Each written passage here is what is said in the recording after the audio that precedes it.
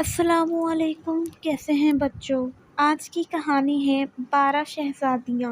اخلاقی کہانی، سبق آموز کہانیوں میں ویلکم۔ قدیم زمانے میں ایک بادشاہ تھا جس کی 12 بیٹیاں تھیں، یعنی 12 شہزادیاں۔ ان کی خوبصورتی کا کیا کہنا تھا، سب کی سب ایک سے بڑھ کر ایک تھی۔ بادشاہ نے ان کی شادی کرنے کا فیصلہ کیا تو اس کو ایک حیران کن روز کا پتہ چلا کہ شہزادیاں رات بھر رقص کرنے کے لیے جاتی ہیں، مگر کسی کو بھی نہیں پتہ چلتا کہ وہ کہاں جاتی ہیں۔ بادشاہ بہت پریشان تھے۔ اس نے قلعے کے سب دروازے بند کر دیے تھے، شہزادیاں باہر نہ جا سکیں، لیکن اس کی تمام کوششیں ناکام ہو گئیں۔ وہ پریشان تھا کہ آخر ماجرا کیا ہے۔ بادشاہ نے اعلان کروایا کہ جو کوئی شہزادیوں کے رقص کا پتہ لگائے گا اسے پسندیدہ شہزادی سے شادی کرنے کا موقع ملے گا، اور وہ میرے مرنے کے بعد بادشاہ بھی بنا دیا جائے گا، اور اگر 3 دن میں اس کا روز کا پردہ فاش نہ ہوا تو اسے موت کی سزا دے دی جائے گی۔ یہ خبر ریاست میں ہر طرف پھیل گئی ہے۔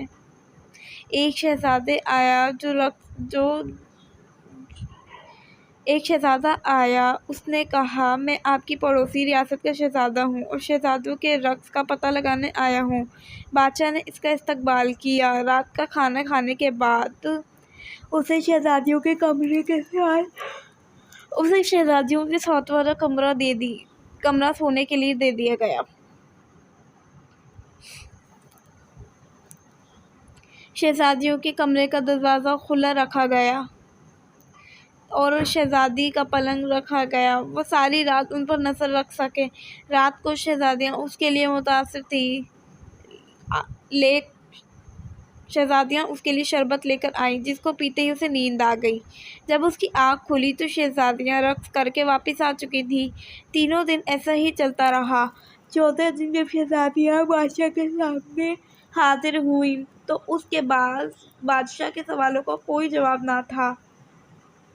بادشاہ نے اسے موت کی سزا دی۔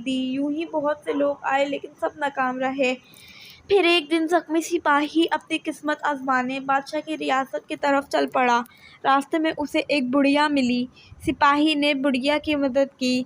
بڑھیا نے بدلے میں اسے ایک پوشاک دی اور کہا کہ یہ پہن کر تم کسی کی نظر نہیں آؤ گے، اور یہ بھی تمہیں سوچ کا جو جوس شہزادیاں تمہیں دی وہ مت پینا۔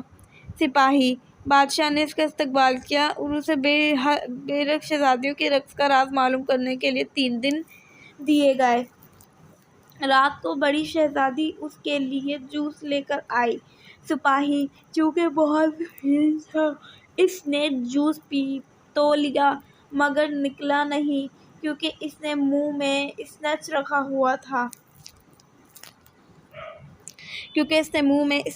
ہوا تھا۔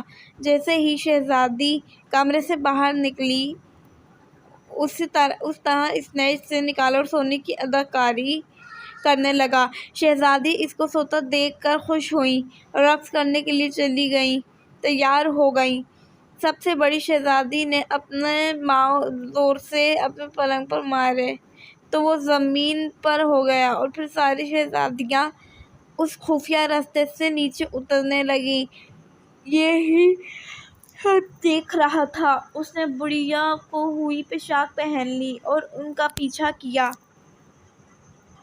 یہ آدھا راستہ اترنے کے بعد چوتھی شک ہوئی کہ شاید کوئی اس میں، مگر پوشاک کی وجہ سے سپاہی کو کوئی بھی نظر نہیں آ رہا تھا۔ پھر وہ سب سے خوبصورت حصے میں پہنچ گئیں، جہاں درختوں پر لگے پتے چاندی کے تھے۔ سپاہی نے ثبوت کے لیے ایک پتا توڑ لیا۔ اس کے توڑتے ہوئے ایک زوردار آواز آئی جس سے سب ڈر گئے۔ آگے سب پتے سونے کے تھے۔ سپاہی نے ایک سونے کا پتا بھی اڑا لیا اور آگے جا کر اپنے ایک ہیرے پھر شہزادیاں ایک جھیل کے کنارے پہنچ گئیں، جہاں 12 شہزادیاں ناؤ کے ساتھ ان کا انتظار کر رہی تھیں۔ ہر ایک شہزادی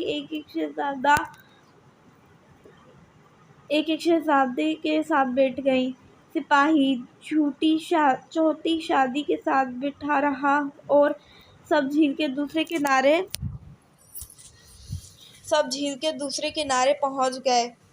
جہاں ایک عالیشان قلعہ تھا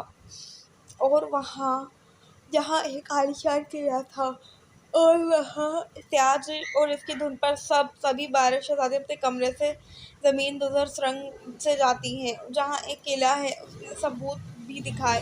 شہزادیوں نے یہ سب مان لیا۔ بادشاہ نے اس سپاہی کو خوب انعام سے نوازا اور پوچھا، میری کس بیٹی سے شادی کرنا چاہتے ہو؟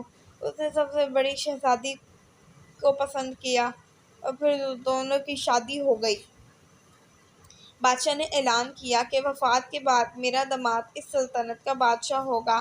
پھر سبھی ہنسی خوشی رہنے لگے۔